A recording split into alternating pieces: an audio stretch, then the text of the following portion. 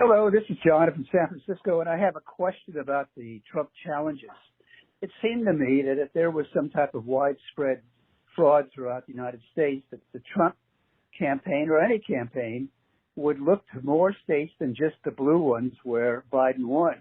For example, why aren't they looking for votes or looking for fraud, I should say, in Ohio and North Carolina or other states that you would think that the Democrats would try to win in this election, but of course failed to win for no nefarious reasons? So that's my question, and thank you again.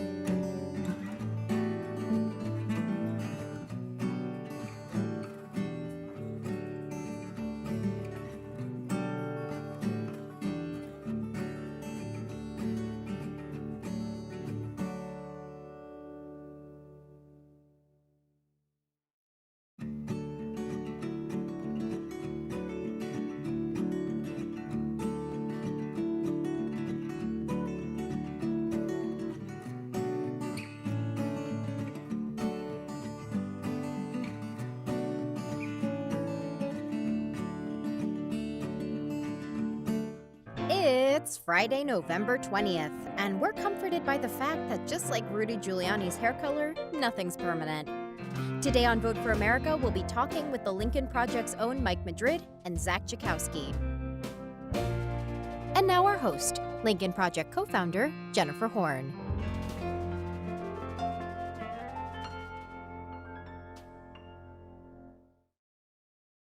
And welcome to Vote for America on LPTV. I'm so glad that you're able to join us today. It's great to have you here.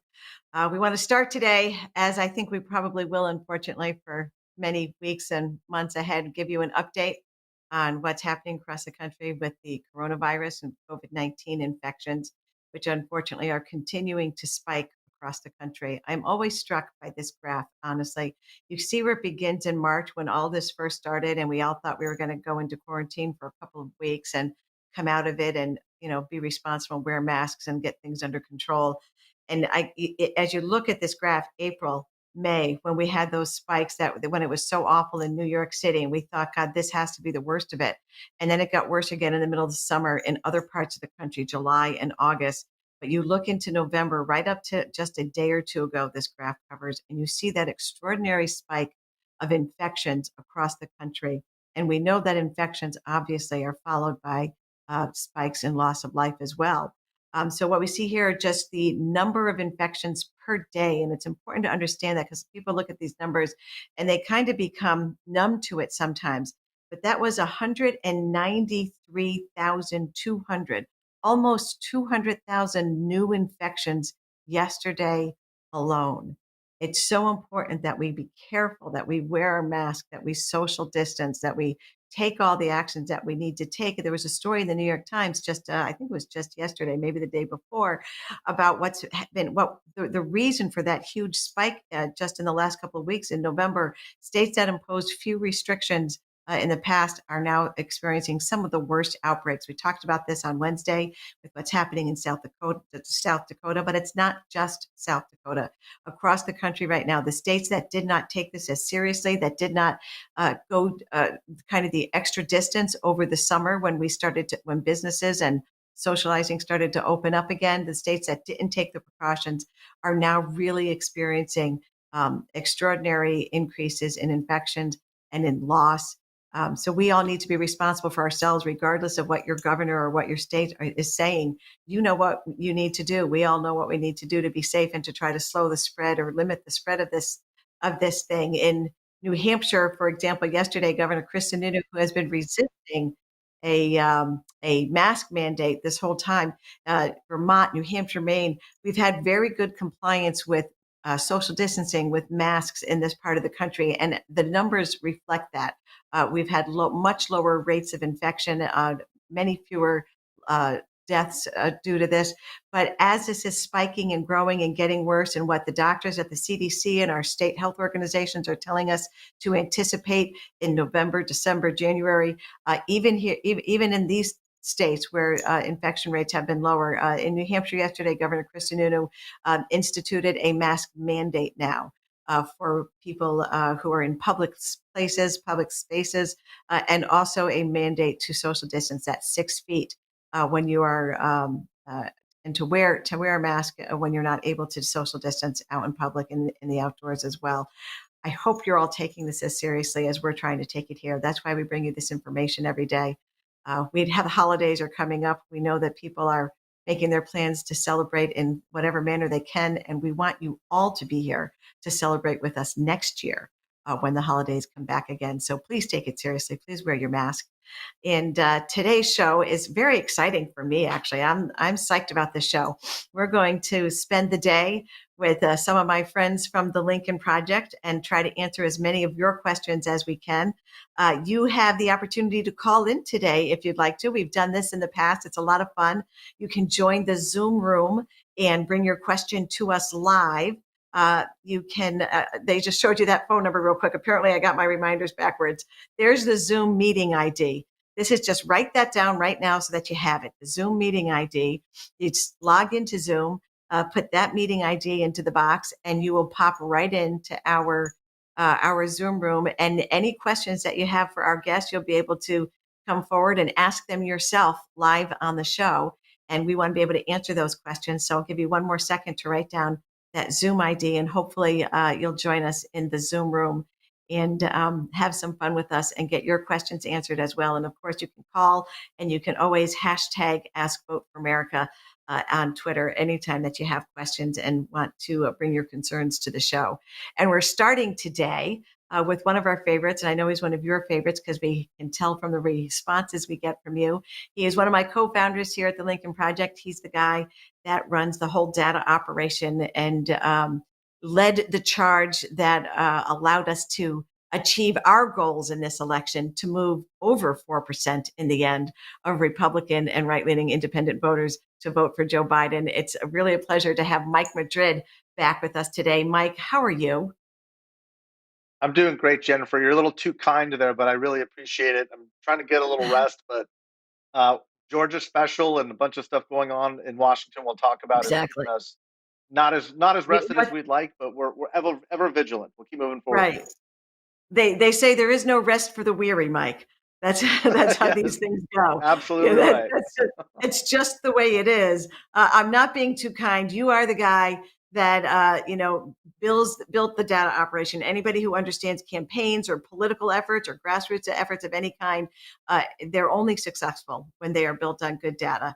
And that's what this is all about. So here's what I want to start with today, Mike. There's a lot of angst out there, and we've seen this developing. We see it on social media. We hear it from our friends. We see it in our emails. the president of the United States has spent a significant amount of time and effort over the last couple of months trying to convince the world that the election was going to be rigged. And now, past that, it has been rigged. We see crazy stuff going on with the president trying to influence things in Michigan, in Pennsylvania, and other parts of in other states. We know that these results are legitimate, that they are credible, that they are final. They are starting to get certified. I want to tell people up front in Georgia, where the Republican leaders in Georgia put a tremendous amount of pressure on the sitting Republican Secretary of State to recount. He recounted, same outcome that we started with. And he's made some very strong statements, the Secretary of State there, Brad Raffensperger, about the outcome of this election and how unquestioned it is. And I believe in Georgia that it's now been certified even. So, Mike, people have a lot of anxiety about all these little things they see the president trying to do. Can you lay out for us what is the timeline looking forward? What are the dates and the actions that people can look for, and give them some reassurance that Donald Trump's not actually going to steal this thing from the will of the people? Sure, and thanks for that. It's kind of a humbling role to be playing, to kind of allowing people to kind of allow their Yes. blood pressure to come down a little bit. But look, folks, there's going to be no coup d'état here, okay, first and foremost. So we will walk through a little bit of some of the elements of what Donald Trump is trying to do, why he's doing it, but the framework for what we need to be followed and focused on to make sure that the security of our country, our Constitution, the Republic is intact is exactly what Jennifer asked me to come on to do. And so I'm going to do that a little bit. There's really three key dates that you need to be keeping in mind here. And they're coming up rather quickly, which is because there is an expeditious process constitutionally laid out by the framers in the potentiality or even eventuality of some situation like this happening. The first date you need to keep in mind is December 8th. And December 8th is a day coming up rather quickly by which most of the states, or all of the states rather, need to have their elections certified, okay, in order to prevent or to stay within what was called the safe harbor. I'll talk about that for just a second. But the word I really want you to focus on is the word certified in a certified election. Okay. There's a lot of discussion right now about counts and which canvassers and which counties, specifically in Michigan, or whether or not pressure on the Secretary of State, in Georgia is able to actually throw out votes, what's contestable, what's not. We go through this kind of kabuki dance of kind of votes and counting. But the couple things you need to know: once the race is certified, usually by the Secretary of State, sometimes in some instances by the governor and the legislature, but once it is certified, that's official. It's over. There's really no remedy to kind of go backwards and say, oh, well, wait a second. Certification is a legal process by which it says the will and force of the people of this state say that this is true and correct. This is what the outcome of the race was. Here's the vote count. Here's the vote totals. It is what it is. It's not really contestable at that point in time. December 8th is when the Constitution says it essentially needs to happen within what's called the safe harbor, meaning if you do it on or before December 8th, there's no issue there. Okay. Now, every one of these states, every one, Michigan, Georgia, as Jennifer just pointed out, just certified now. Michigan's expected in a couple days. Every one of these will meet this by a few days early, at least. Okay, so every one of these states can be expected to meet the safe harbor requirements, and the certified electoral vote, popular vote in each state will be sent forth to the Electoral College. It takes me to the December 14th date. December 14th is 6 days after, of course, December 8th. The safe harbor is if you do not certify by December 8th, there's some contestability that can kind of come in and state legislatures can involve themselves.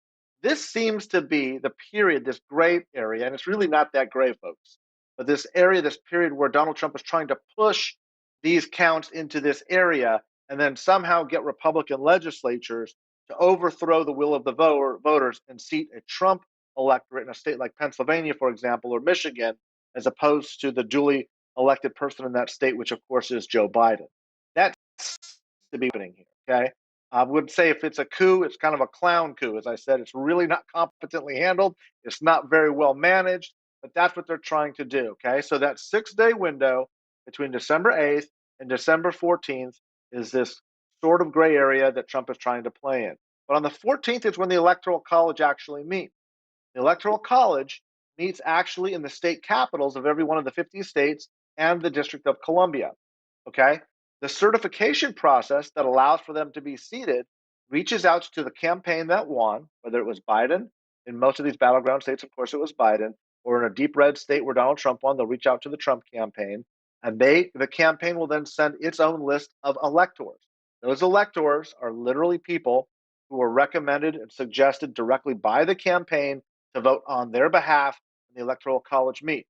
There's a little bit of pomp and circumstance that happens at the state capitol. These electors drive into town, they all have lunch together, they get ready and sit usually on the floor of the legislature in their state capitol. Somebody asks who they want to cast their vote for.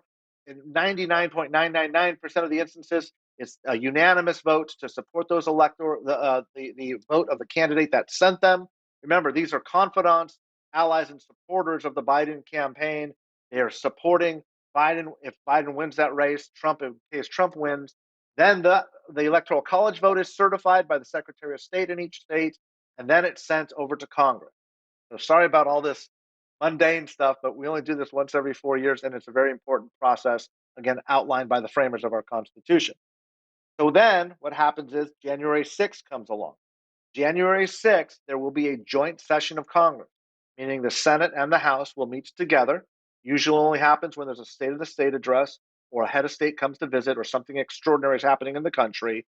But this happens on January 6th. Mike Pence, as the vice president, will be overseeing the proceedings, gather them, and then there will literally be a state-by-state call of all of the electorals and the electoral votes cast in the presence of all of the members of Congress to again certify at the federal level that this election happened. Now, there are opportunities, has happened, not recently, but it has happened, where members of Congress from those states will contest those electoral votes. But the remedy, really, unless it brings the vote total down to less than 270, is essentially non-existent. Okay, it's not going to happen. We're not going to get down to that kind of a level here. And if it was, then there would be a vote in Congress. You would have the House essentially making the decision on who the next president of the United States would be. So bear with me a little bit. If this were somehow dragged out, and it's not going to be, but if it were dragged out, the fight would ultimately be determined by the House of Representatives. And the House of Representatives controlled both the old Congress and the new Congress. It's controlled by the Democrats.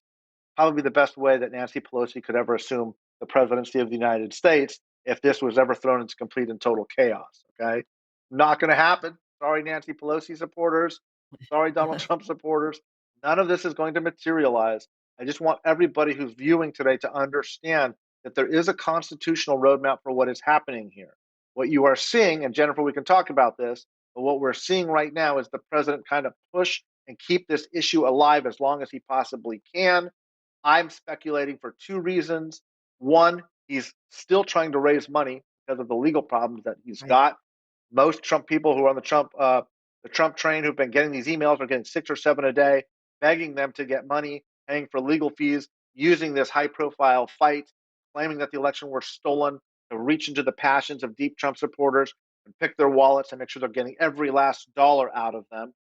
The other, which is a little bit more pernicious, is to try to undermine the legitimacy of the president of the United States. This is an unfortunate partisan dynamic that's too often both the Republicans and the Democrats have engaged in since at least the early 1990s with Bill Clinton's election, suggesting that the president is not legitimate for various reasons. Bill Clinton's instance, it was because he never got 50% of the vote. In Barack Obama's, it was because the claims were that he was not born here. George Bush, of course, there were claims that he stole the election in Florida. And he won by an electoral college vote, not a popular vote. Donald Trump would claim the same thing happened with him with Russia. This is just a continuation, this unfortunate and dysfunctional process of trying to delegitimize the opposing president. And that is essentially what I think is going on. Sorry about the long windup there, Jennifer, but that's essentially where we sit ourselves today, a couple days before Thanksgiving, and giving thanks to the founders who gave us this great document, who would protect us from moments just like this. But happy to talk a little bit more about that, unless I've put everybody to sleep here. I don't think you put anyone to sleep, Mike. And I think it's very reassuring for people to be reminded that we have this process, this document that protects the process. It's going to unfold the way it's supposed to. As you've just laid out week by week, come January 20th, Joe Biden, who has legitimately won the presidency. And let's remind people that it's tell me if I have the numbers wrong, Mike, 306 electoral college votes to 232 or something like that. For Donald That's right. Trump to turn this over, he would have to disrupt multiple states. And Yeah. it's simply not going to happen. And there are all these protective steps along the way, even if he actually legitimately tried. I think you're right. I think it's a fundraising mechanism for Donald Trump. And if he can keep enough of the people in his base believing that this race is illegitimate as he leaves office, then it's going to put him in a better position to monetize their passions for his own benefit as they go on. I have a lot of questions for you, Mike, but we're going to go to a member of our audience first, who's with us. Lawrence is with us. Lawrence, where are you from and what's your question? So I am from West Virginia, and Great to have you today. thank you. My question is, I know a lot of Trump voters. Obviously, I live in West Virginia, but these people have accepted the election results. They believe Joe Biden is going to be the next president of the United States. So maybe I'm young and naive. You know, I voted for George W. Bush when I was in third grade, my mock election. Um, Good for you. Good for you, thank you. Lawrence. I like that. Thank you. So my question is, how much longer will this go on? When will congressional Republicans break and accept the results? And more specifically, um, do you think the Biden campaign is going to put pressure on certain Republicans to break because they realize it's of importance when it comes to national security and COVID response? Do you think they're working behind the scenes to do that? Yeah. Lawrence, that's a great question. Thank you so much for bringing it to us today. Mike, I'll take a first quick stab at it and then and pass it over to you as well. A couple of things. First, Lawrence, good vote in third grade. I love it. I'm very, very proud of you. Made a good choice. But what he's talking about today, I think that he's right. I think that Lawrence is right that people kind of like the general population who are not the base Trump voters understand that this election is over, that Joe Biden has won it credibly, legitimately. And it is the greater damage is coming from the unwillingness of Republican leaders to acknowledge it fully and publicly. And I think that the biggest reason they will not do that is because they're worried about the Trump base, the base of voters, that 30 to 40% that we talked about for the past 4 years who are never going to leave Donald Trump no matter what. To Trump's point, he could shoot somebody in the middle of Fifth Avenue and these people are still going to be with him. And I think in a very jaded and manipulating sort of way, the current Republican leaders of the party, the guys in the Senate and the House, Ronna Romney McDaniel, Mitch McConnell, Kevin McCarthy, all these guys out in the states, that they want to hold on to that base for future elections. And they are afraid, or maybe not even afraid, but actually strategically unwilling to do what they should do right now to put the best interest of the country first and acknowledge that we have a legitimate president-elect. And it is strictly to advance their political ambitions, to hold on to party power within their own party.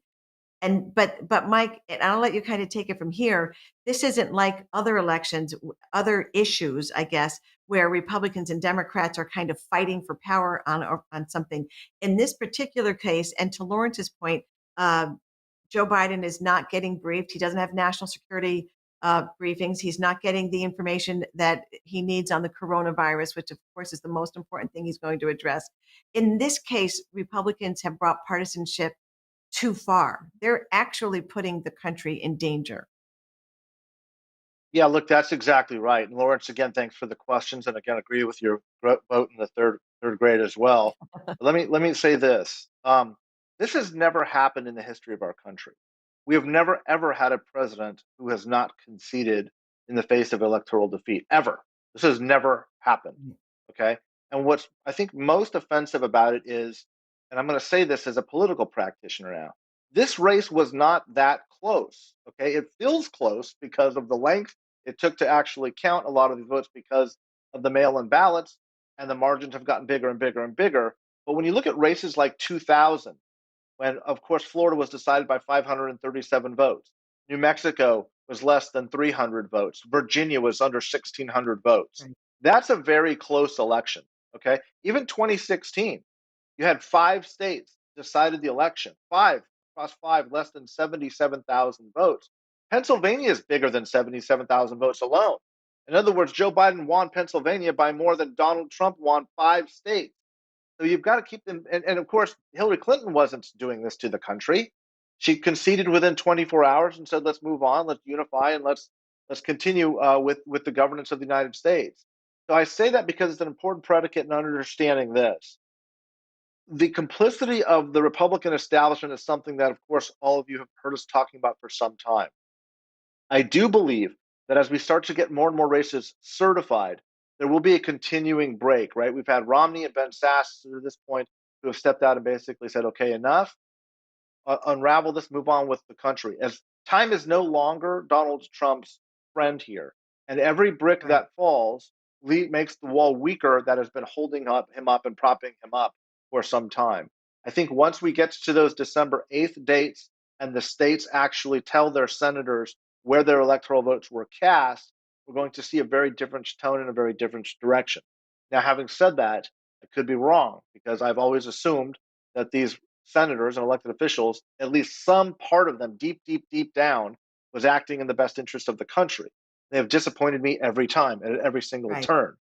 But now that Donald Trump is going to be leaving office, and as it becomes more and more apparent that the power vacuum is going to grow as his power base diminishes and weakens, and as the inevitability of him leaving office starts to grow, power abhors a vacuum. Okay? Something is going to fill that, and you are going to start to see political leadership in the Republican Party, or at least political players, I wouldn't call it leadership, begin to scramble to kind of fill that vacuum and occupy Right. that space. Mitch McConnell will be the most powerful Republican in Washington when Donald Trump leaves. He is not at the moment and hasn't been for 4 years. He's had to take advice, direction, and craziness from the president. It's not a spot he relishes. He wants to be in the strongest commanding position to leverage the most that he can for himself. That opportunity is very realistic and will happen again on January 20th. It's a date he probably can't have come to him fast enough. So you're going to start seeing the dynamics shift. But I think what's really important, again, Lawrence, sorry, long way of answering, but I think it's a great question and needs to be fleshed out a little bit. You have to remember, this president is not getting stronger. He is getting weaker. He's getting weaker Right. by the day. Lame duck president literally every day loses more influence, loses more power, and the vultures in Washington are going to start circling on this corpse sooner rather than later. I think the timeline of December 8th, when the electors are certified, the popular vote is certified, when it's cast in stone, and the realization of just how ridiculous mathematically and legally these challenges are that are continuing to come from the Trump White House are, and the fact that he will be gone in a matter of weeks is going to start to descend on Washington. We're going to start seeing a change of tone, hopefully in that time frame. Yeah, and Mike, you put it in a whole different context. When we realize this is going to unfold, there is no stopping this. Joe Biden's going to be the next president of the United States. The timeline is clear. It's going to be upon us in just a week or two. And to your point, a lame duck president who becomes weaker by the minute as far as his power and influence goes, and still so many Republican leaders refuse to speak up today. The weakness that they are showing. For people like you and I, who are lifelong Republicans who believe in the principles of our party, it's just despicable. It's not just disappointing; it's despicable. Mike, we have another question coming in. We have a tweet for us. Let's see what to Jennifer and Mike Madrid. Is there any credible chance that the Michigan Republicans can deliver the state to Trump? Anxiety is high. This is a great chance to just take it. What we've been talking about up until now, another step further. And let's talk about this part of it, because you've made it really clear at this point that the process is going to unfold. So will Trump be able to turn over Michigan? No. Will he continue to try to sow chaos and create the sense that maybe he could for his own purposes? Yeah, he's going to do that. Wayne County was what got a whole lot of attention yesterday and the day before, but Wayne County has now been certified. They can't go back. It's going to go, to your point, Mike, to the state capitol at some point when the whole state of Michigan will be certified. But as this unfolded very publicly, the president of the United States invited some of these Wayne County folks who have already done their constitutional duty and acted properly in certifying the results. He's made a big deal about inviting them to the White House today to go see him and hang out with him. I don't know if that came to fruition. I haven't looked online in the last hour or two. But what happens to the country when the president of the United States acts this way? I mean, imagine for a moment if Wayne County had not certified yet, and the president was trying to bring these electors, these folks from the county, to the White House to influence how they were going to conduct themselves in that process. It's almost unbelievable if it wasn't Donald Trump. Well, look, I'm going to take it a step further, Jennifer. I think you're exactly right, but I'm going to say this is seditious. This is trying to undermine the United States government. This is an attack on the Constitution. It's a weak attack. It's a feeble attack. It's a clownish attack, but it is an attack, and it is coming from the highest office in the land. And we need to be mindful of that. So the question was, is there a credible chance? I'm glad you put that qualifier in there, because no, there's no credible chance that this is going to happen. There's a chance of anything, so I'm never going to say no, but it's so de minimis. Look, I don't want you to not take this seriously, but what I want you to take serious is where the actual threat is. Okay? It's not that the election is going to be overturned. The threat is that the confidence in our elections is being undermined. That's the danger. That's the seeds of doubt that he is trying to sow for his own personal aims. Look, Donald Trump in his own mind cannot come to terms with the fact that he was just humiliated on the grandest stage in the world. But that is what happened, okay? Quantifiably, with what is clearly and evidentiary the most. Mike, I'm getting the sense that you get a little bit of pleasure in saying that as well. A lot of pleasure. We've worked hard for this. You're not going to take this away from me, Donald Trump. You were humiliated on the national stage, and you will be escorted out if you refuse to leave. You will be walked out, probably with a Lincoln Project camera in tow to make a great ad as you. That's right. But be mindful. Like, this is going to happen, okay? And what it would take, and again, I kind of paused in going through all the machinations that would be required for him to overturn this election, because it's not going to happen. We do need to remain vigilant, and we do need to take this serious. But I want you to understand why we need to take it seriously. It's not because I have any doubt that the election will be overturned. I do not have any. I take this serious because this is the first time in the history of our country where a president has refused to cooperate with the peaceful transition of power. That is one of the hallmarks of American democracy. It's one of the great, beautiful things that held us up as an exemplar for the rest of the world to emulate. We can no longer say, and this is very important for the work of the Lincoln Project, and you all will be going forward, our democracy is not healthy now. The fact that this is happening in America means we have a lot of work to do. There's a lot of fixing and repair and reforming that is going to be required because we took so many things for granted for 250 years. Okay? That is no longer the case. It is fixable. I believe it is in our character. I believe it is going to be part of our birthright and the legacy that we hand down to the next generation. But like all the generations before us, we're going to have to work very, very, very hard at fixing it. Right. And to take your point on one step further, when you talk about undermining the strength of our democracy, the credibility of a free and fair election, is when you bring that out onto the international stage. It puts the United States at danger on the globe. You know, it puts peace around the world at danger when when our allies and our enemies look at us and don't know what's happening. Can't if they start questioning the credibility of the outcome of our elections, if they start questioning the legitimacy of our leaders, and we can talk about this later in the show when Zack joins us. We talk about misinformation on this show a lot. Donald Trump is giving those bad actors in the world, Russia and China and Iran and others who have tried to use misinformation in our social media networks against us. He's giving them the most effective weapon they could have by trying to suggest that American elections are not legitimate, are not credible. So we have another caller ready to join us, Mike. Susan, it's so great to have you with us. Where are you from, and what is your question? Hi, I'm from Eastern Pennsylvania.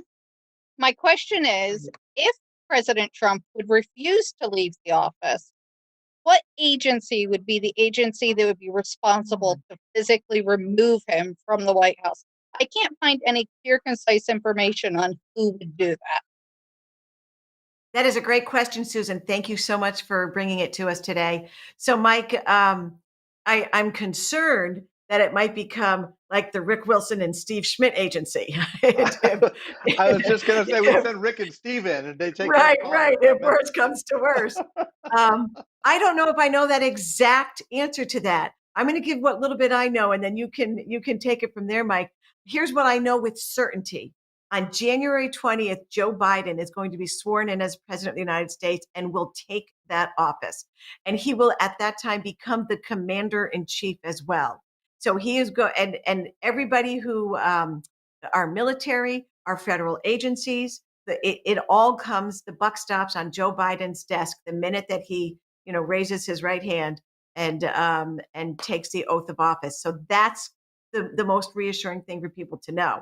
We've joked a little bit about this before, that if Donald Trump actually refuses to leave the Oval Office, I picture him lying on the rug with his arms wrapped around the leg of the desk, literally, kicking and screaming like one of my boys when they were 2 or 3 years old.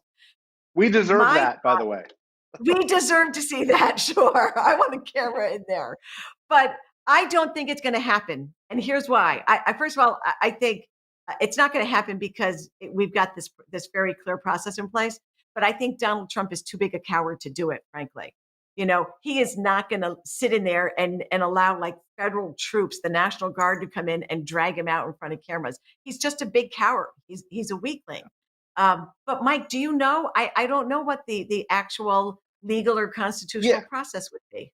No, look, you articulated it perfectly. I mean, look, as our good friend Reed, or the captain of the ship here, says, on January 20th, you don't leave the presidency. The presidency leaves you. Just because you're sitting in the resolute desk in the Oval Office does not mean you're the president of the United States.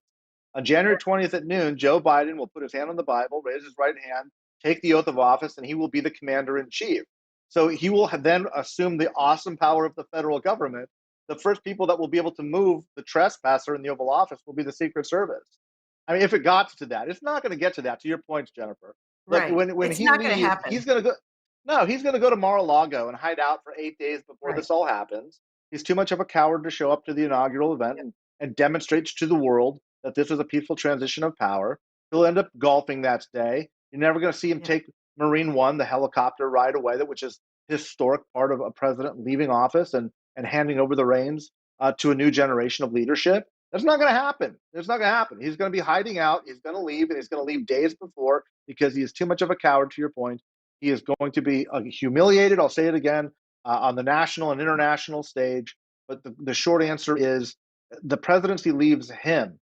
He doesn't have the authority on 1201 on January 20th. The commander-in-chief will be Joseph Robinette Biden, and he will have the awesome power of commanding the military, the Secret Service, and everybody required to remove him and the remnants from office.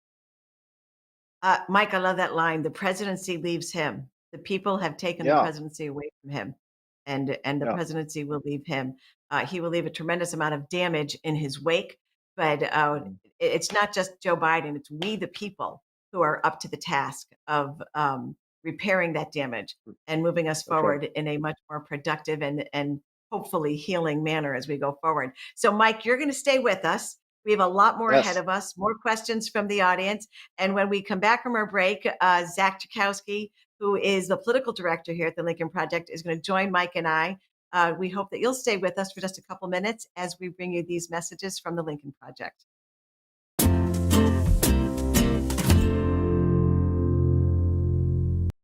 Washington is full of Republicans with big egos and bigger ambitions. Remember them: Rubio, Cruz, Hawley, Cotton, Lee, Haley. Soon they'll all be running for president. They're planning for it, even now. They'll tell you they're brave, strong, principled, conservative. But the reality is right in front of you. They're weak, spineless, cowardly, corrupt, shaking in fear of a mean tweet. Traitors to the ideas and ideals of the country. When America needed them to stand tall for a peaceful transition of power, they sided with the loser. When called to end abuses, they shrugged. When called to lead, they cowered. When called to speak the truth, they lied. Call them whatever you like, but don't call them leaders. The Lincoln Project is responsible for the content of this advertising. It's not just that you're a crook, Senator. It's that you're attacking the health of the people that you represent. You did say COVID-19 was no deadlier than the flu. You did say there would be no significant uptick in cases. All the while, you were looking after your own assets and your own portfolio, and you did vote 4 times to end protections for pre-existing conditions. The Lincoln Project is responsible for the content of this advertising.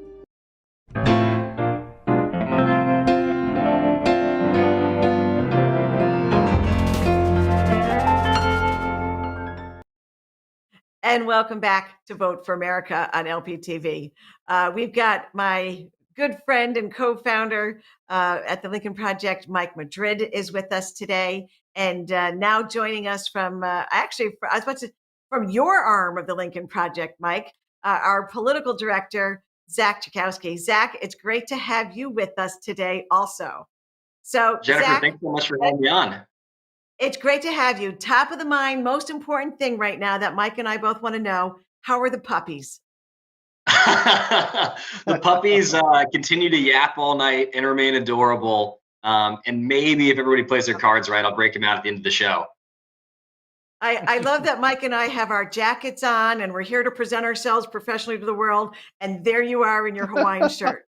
It's beautiful. You know, it's funny that you mentioned that. A wise person told me, when I asked what should I wear in the show, they said, wear a shirt with buttons.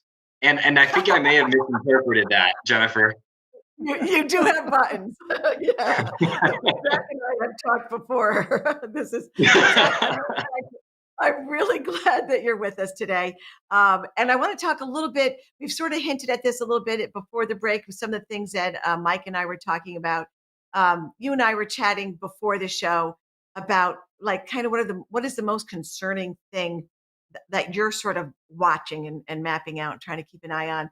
And we got into this whole conversation about the rise of authoritarianism in the United States, and authoritarianism, versus democracy. And I have to say, when you said that was at your top of mind right now, that it really struck me that I can't believe in the United States of America that we have serious concerns about authoritarianism and tyrannical leadership in the United States. I think when you think about what defines the latter half of the 20th century, it's really communism versus capitalism. And I think that is no longer the fight. We really are in, and not just us, this is global, a struggle, which is authoritarianism versus democracy. And I was having a conversation with one of our amazing senior advisors yesterday, and that was sort of what I walked away from the call thinking. And I'd love to kind of get y'all's thoughts on whether that is the case and what exactly are we going to do about this? Because I really believe that is the struggle that will define the next generation and maybe the next several generations. Mike, I'm going to let you run with it first. Well, look, the rising populist threat is one that is not affecting just the United States, right? Donald Trump was the first populist nationalist candidates to assume the presidency here in this country. But it's not just an American phenomenon. It's not just a Western European phenomenon. It is truly a global phenomenon. And the reason why that it's happening is there's the intersection of two very unique dynamics. The first is this incredible spread between the wealthy and the poor, right? It's getting larger and larger, the haves and have-nots driven largely by technology. And the other is demographic change, which is really exacerbating this sort of tribal tension with different racial identities. And you throw those two together, again, not just in the Western world, but around the globe, and you have the perfect recipe for a threat to democracy. It's people who believe more and more that they are under threat, economic anxiety coupled with tribal identity, and you have a perfect petri dish for people to say, the threat is somebody else. It's other people. It is foreigners, people not unlike me. And that again leads to authoritarian tendencies. People are looking for a strong man, somebody who's not ideologically driven, but somebody who's driven that is looking out for me and my best interest based off of my specific racial identity. That's what Donald Trump was. That's what Trumpism is. And again, it's not specific to the United States. It's a global phenomenon. And I think the Lincoln Project will be tackling some international projects soon to make sure that democracy is being defended throughout the world, because it's under attack. Zach, I think you're exactly right. And, Really and Mike, quickly, when you talk about tribalism, do I want just real quick? So when you talk about tribalism, Mike, and you kind of alluded to this right after that, tribalism is the foundation, the cornerstone of racism. I mean, that's Yes. when we allow ourselves to be governed from a racist point of view. That I mean, the damage we've seen is extraordinary. But to your point, Zach, when we talk, it's authoritarianism, and this kind, the idea that people are responding so positively. I mean, Donald Trump won 70 million votes. There are a lot of those people who voted for him because they responded positively to that strong man sort of sense that they get from him. That's a direct assault on democracy.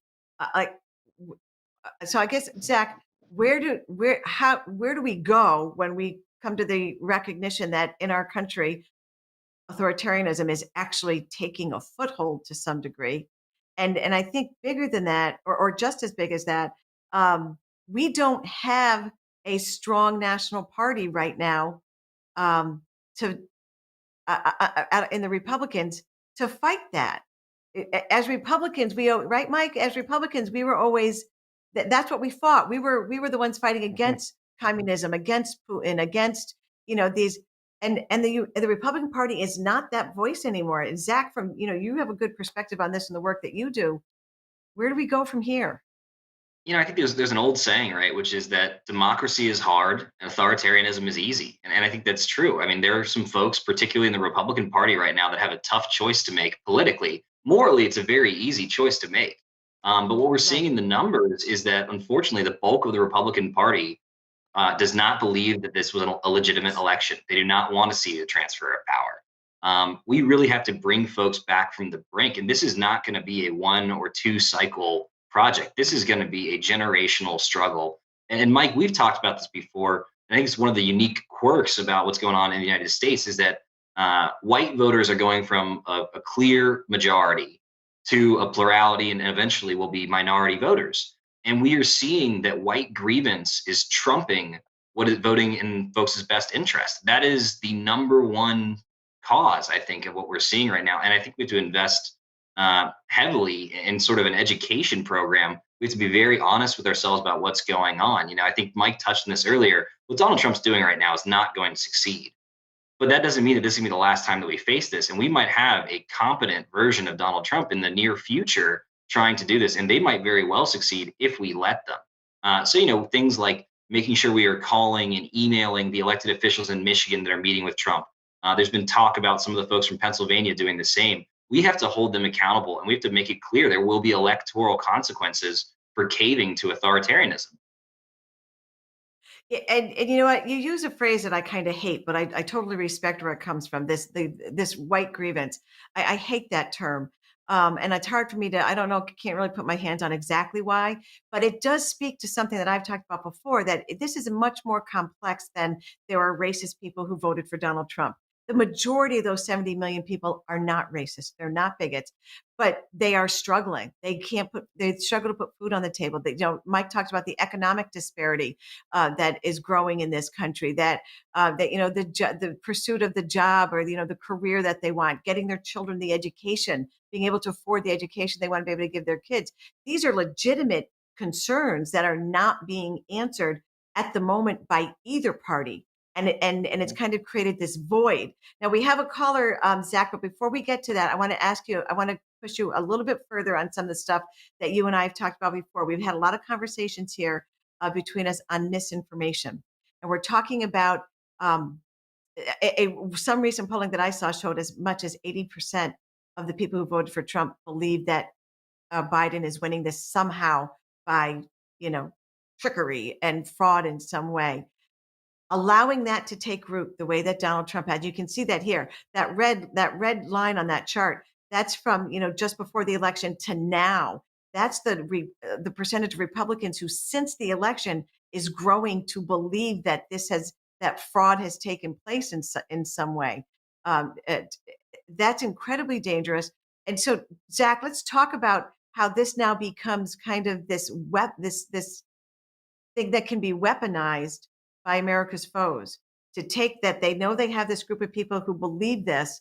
How does that feed the whole misinformation attack that Russia and others, directed our country?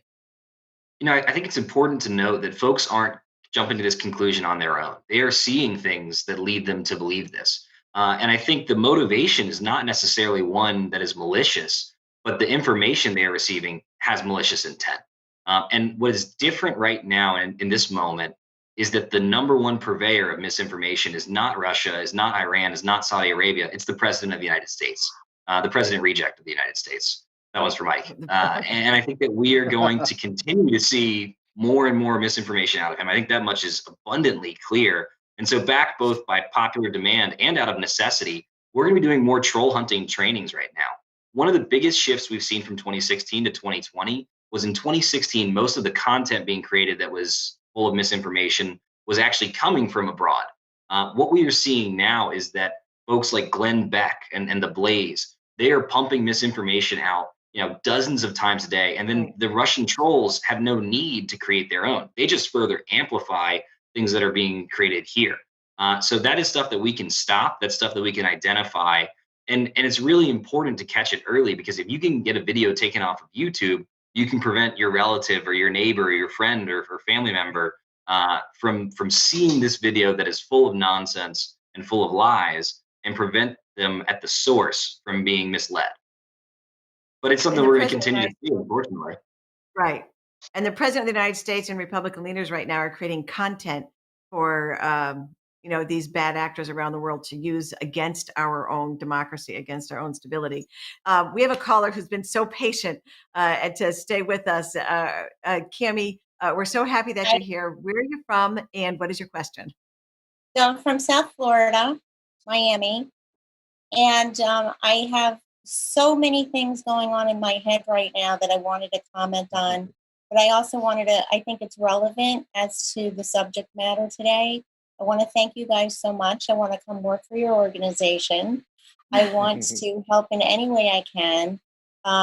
Mainly my gratitude is for you guys doing this as Republicans. I'm a lifelong Democrat, and really showing the world and the country what true patriotism is and what it means to be an American. So I really thank you.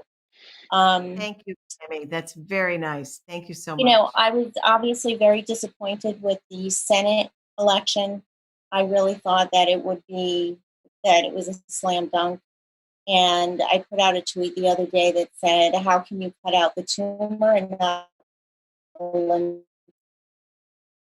because obviously it's going to continue to spread. And the Republican Congress right now are the lymph nodes. And so the next person coming along is going to be even worse, because they're going to be more polished, and they will have the support of this Republican Party right now. And it is very scary. So my question is this. I'm a novice. I don't understand the laws, the rules with broadcast news, cable news. I know that cable news is not regulated by the FCC because it's private, etc.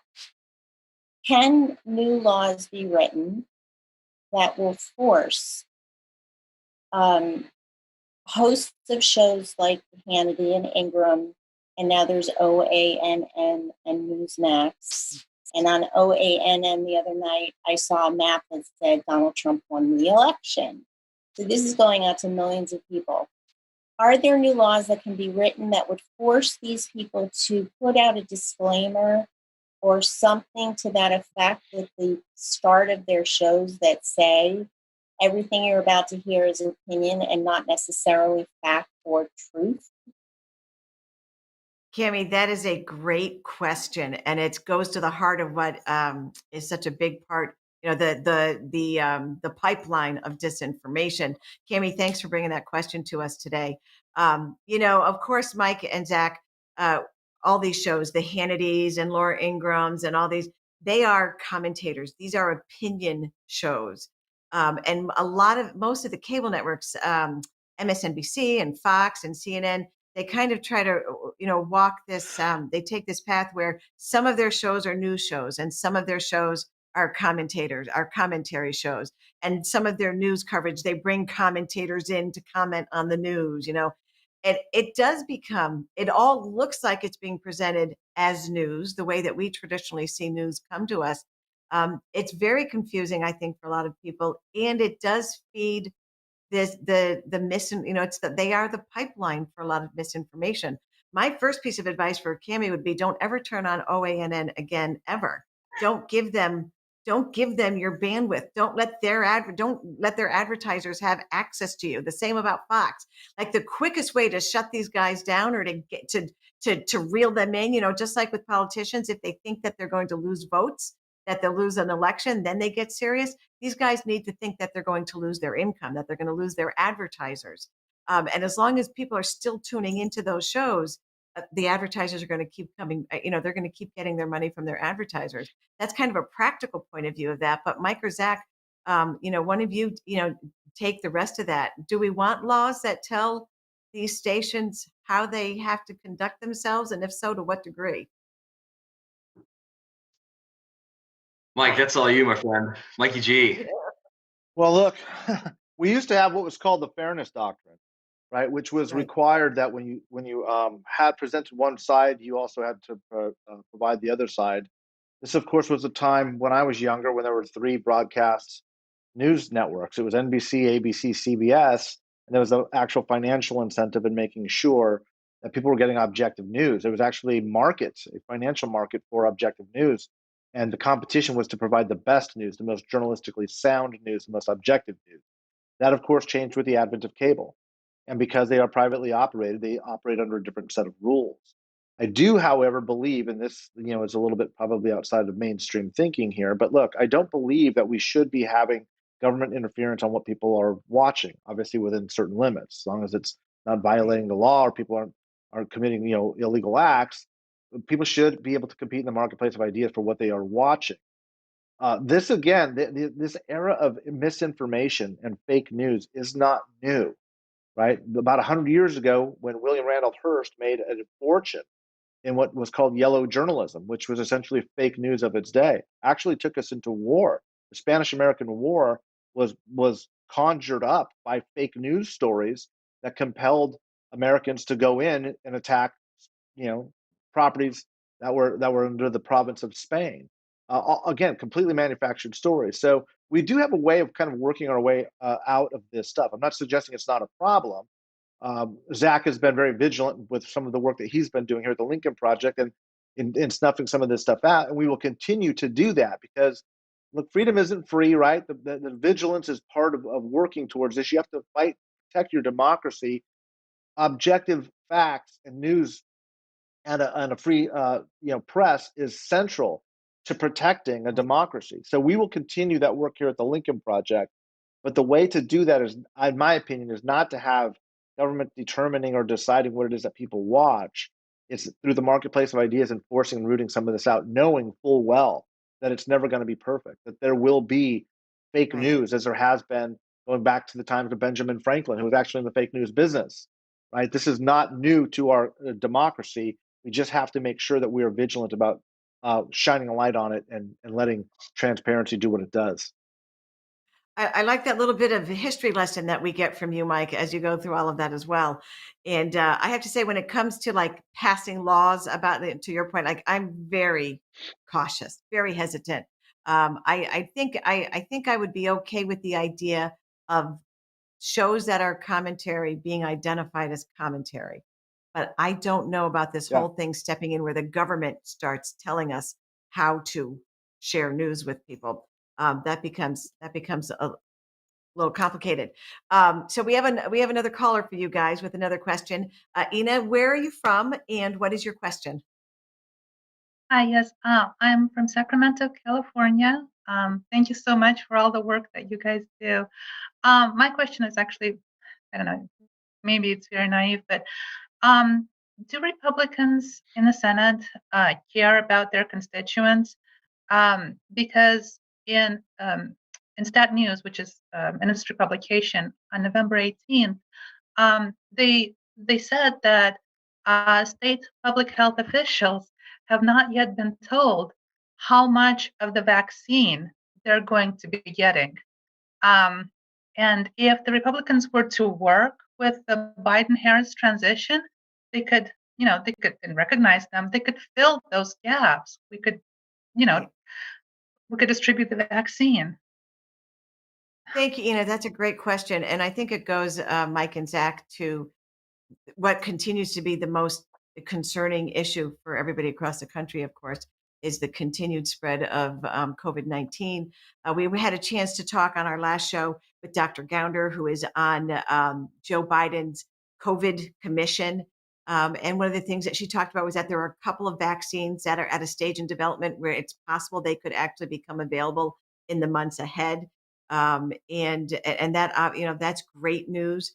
But she speaks to what, and you and I kind of talked about this a little bit earlier, Mike, by not acknowledging Joe Biden as the president-elect and not allowing the transition to go forward in a traditional manner, giving him access to all the information they have.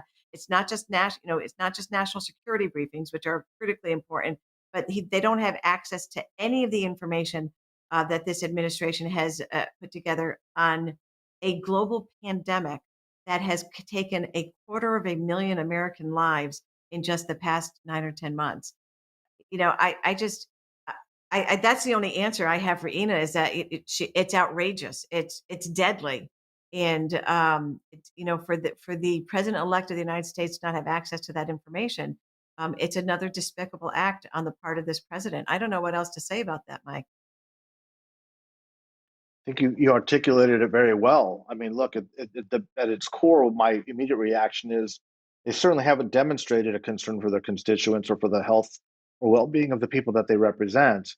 Having said that, the academic side of me wants to say, well, perhaps they just have a different set of opinions. But when you're actually acting against the face of overwhelming scientific evidence that this is clearly a deadly virus, and we know in large part how this is transmitted, and frankly, the president's own words. Let's go back to his commentary with Bob Woodward. He knew that this was deadly. He knew that it was airborne. He knew that it was easily transmittable. He is still acting against those interests. It's hard to suggest that senators, knowing this information and having better than sixth grade educations, understand that this is problematic for their country. So, they may be operating as rational beings in an irrational political system, but at a certain point, basic morality, basic science, and basic evidence has to set in to say, we need to do something to stop this from killing people, and they haven't shown the wherewithal to do that. Yeah, and the truth is, we've said this from the beginning of the Lincoln Project. The majority in the Senate, the Republicans serving in the Senate, are the best positioned people to have held this president accountable, to have forced him to behave in a responsible manner. They have had access to both pandemic information and national security information throughout his presidency. They bear an extraordinary responsibility, and that goes to the heart, really, of Ina's question, doesn't it? She started by saying, do those senators even care? And I would suggest that too many of them have reached a point in their careers where they care more about holding on to political power through their party than they do about these issues that touch our lives very directly, on a regular basis. This has been a great conversation. Before we lose you two, Zack, let's talk a little bit about troll stomping. People who have been watching us regularly know that the Lincoln Project has been heavily engaged in trying to expose and help stomp out a lot of this really dangerous misinformation. And we've hosted troll stomping parties in the past. It's my favorite thing to say. I don't know why. I love the whole concept of stomping out the trolls. So Zack, we have another troll stomping party coming up, I think on Monday. Can you tell us a little bit more about it and how people can participate? It's going to be on Monday evening. We're going to do it live on the breakdown. I think the reason that this is so important is there are roughly 15 to 30,000 paid trolls whose job is to amplify propaganda and misinformation. There's an awful lot more of us than there are of them. And if you have election induced anxiety or post-election induced anxiety like I do sometimes, there is nothing more calming and relaxing when it's 2 a.m. and you can't sleep to get on your phone, go onto YouTube and do some troll hunting. It'll knock you out in like half an hour tops. And it also will do a lot of good because this is really getting to the source of why folks believe these things. To the earlier question, Jennifer, do the elected officials care about their constituents? They care about getting reelected. And I think that one of the reasons that they go along with these things is because many of their constituents, in fact, the majority of their constituents in most cases, believe these things. If they didn't believe those things, if they weren't being fed this misinformation, they would care an awful lot more. So we can really cut straight to the source. And I also want to really quickly, Jennifer, bring out somebody very special. I was just going to ask for this. Zack, in his commitment to reduce the anxiety that all of us are feeling right now, here is our moment of puppy happiness. Wave hi, Zack, you've got 2 of these guys in the house, right? I do, but they're too rambunctious for me to hold both of them at once. My amazing girlfriend, Sarah, fosters puppies. So we actually had 3, but now we just have 2 because one of them is with her roommate in Philadelphia. But this is Edison, and Edison and troll hunting will both make you feel better about the state of modern American politics. So puppies and troll hunting, that's the answer. Let's hold on to Edison, but tell us quickly, how do people find the troll stomping party on Monday? Absolutely. So we're going to tweet it out from the main Twitter account. Mike, Jennifer, and myself are going to be retweeting it as well. If you are in one of our Facebook groups, any of the groups, we're going to be posting it in there. So just make sure you're staying tuned. And also, if you're watching the breakdown live, the link will be shared multiple times throughout the show. We want to get more people involved in this. There are more of us than there are of them, and we can really make an impact. And again, this is something that's not just happening in the United States, it's happening globally. Right? Yeah, Edison agrees. And we've got to stop the flow of misinformation, and we can crowdsource it. Right. Yeah, absolutely. Zack, that's fantastic. I enjoy Edison. Bring him back with you the next time you come. I more effective than all the information and data that we can share on this show.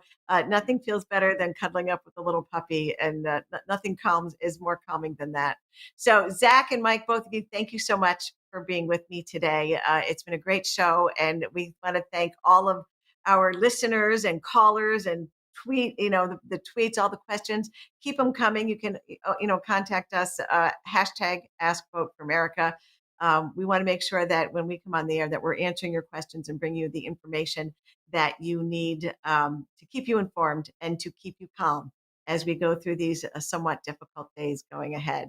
So, just as we were talking today about the idea of authoritarianism versus democracy in the United States, never in my wildest imaginations growing up as an adult or even my more recent years actually involved so deeply in politics did I ever believe that we would see a day in the United States of America where we were actually fighting authoritarianism in our own country. That's what's happening today. That's what this is all about. When we talked on Wednesday about Ronald Reagan saying that freedom is never more than one generation away from extinction, that's what this is all about. We are a constitutional republic. The United States is the cornerstone of the possibility for democracy to exist anywhere in the world. If we lose it here, we lose it everywhere. When we allow this sort of damaging undermining of democracy to take place and to give it any kind of serious space or bandwidth in our country, it has repercussions around the world. And more importantly than that, it has repercussions throughout the generations. Our children and our grandchildren will live a much different life than we did if we allow the rise of authoritarianism. And frankly, it is on the shoulders of my fellow Republicans that we are even in this position at all. People like Marco Rubio and Tom Cotton and Nikki Haley and Governor Nome and anybody else out there who is thinking that when Donald Trump leaves the White House, you can just whitewash the past and come forward and think you're going to just be a regular old Republican again and run for president and expect that we're going to take you seriously and not hold you accountable for the damage that is being done right now under your watch, you're kidding yourselves. You're crazy. It is on the shoulders of Republicans that this has happened at all. And it's going to be incumbent upon us as Republican grassroots people, as the voters of this country, not just to hold those folks accountable, but to lay a better path going forward. That's our job. I am optimistic about our ability to do that. I believe that democracy in America is going to be preserved. And I'm so grateful to all of you who have been a part of this effort up until now. We will be back next week because of the holidays. We will be here on Tuesday at 2:30 Eastern Time. Next week, we will be here Tuesday at 2:30 Eastern Time because of the holiday week. Hope you have a terrific weekend. I look forward to seeing you then. The end is coming. The end of the noise and lies. The end of the chaos and division. The end of the hate. In its place, a new America is ready to stand tall again. Ready to restore the goodness in the heart of our nation. Ready to put people before politics. Ready to lead, to innovate, to grow, to heal. It won't always be easy. There are tough times to come. COVID to be defeated. An economy to restore. But that new day is coming. A day when words like caring, competent, and professional won't be insults. A day when compassion and character mean more than celebrity. A day when every American's rights are respected and valued. That day is coming because of your hard work, your commitment, your energy and passion. That day is coming because of your vote. Joe Biden, our president. The Lincoln Project is responsible for the content of this advertising.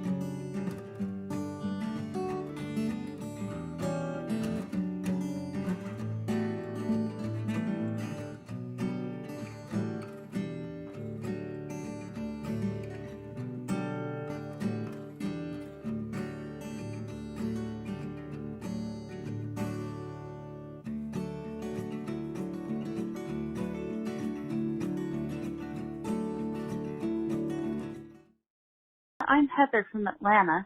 My question for y'all is, when you're speaking to people, friends and family, who are so deceived by the information on Fox News and every Facebook conspiracy out there, how do you have a productive conversation when they discount your facts because they were gained from the mainstream media?